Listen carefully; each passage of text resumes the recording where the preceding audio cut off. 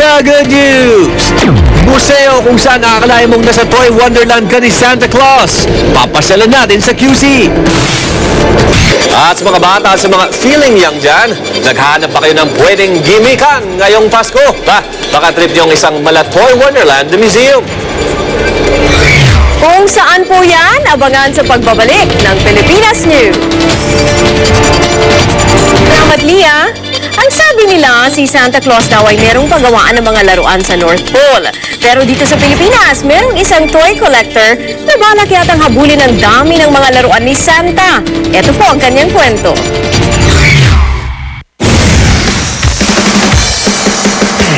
Sumasayaw na manika, nagsasalitang inodoro, at kumakantang Christmas wreath. Ilan lang yan sa mga laruang bida sa Wow Toy Museum. Lahat ng yan, pag-aari ng toy collector na si Jimmy Madarang. 1962 pa raw siyang nagsimulang mangolekta ng mga laruan.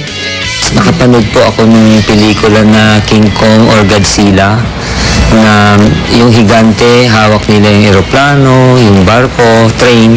Gusto ko, ako yung higante na yun na hawak ko sila. Agaw atensyon sa koleksyon ang train na ito, na may sakay na cameraman at kinukunan ang mga taong namamasyal sa museum. Sa mga car lovers, magsasawa kayo sa iba't ibang kotseng laruan.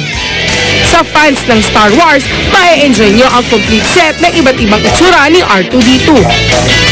Sa mga believers, nandito rin si Justin Bieber na nagda-drums.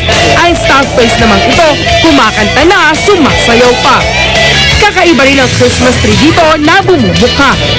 Meron din syempre cartoon characters, sina Winnie the Pooh at Tigger. Enjoy na enjoy sa pagsisiso. Sigurado namang di mangangahas na habulin ni Sylvester ang Tweety Bird na ito na may taas na 8 feet. Pero sa dami ng kanyang laruan, may isa raw paborito si Jimmy. Yung Volkswagen na van, yung father ko, totoong may ganun na klaseng van. Maalaala ko yung father ko kami noon, pupunta sa Laneta.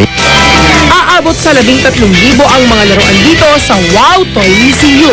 Kaya kahit 58 years old na si Jimmy, young at heart pa rin daw siya. Every time na bumibili ka ng mga toys, parang mafe-feel mo na bata ka. Sa mga gustong mapa-wow sa kanyang toy collection, 95 pesos lang ang entrance.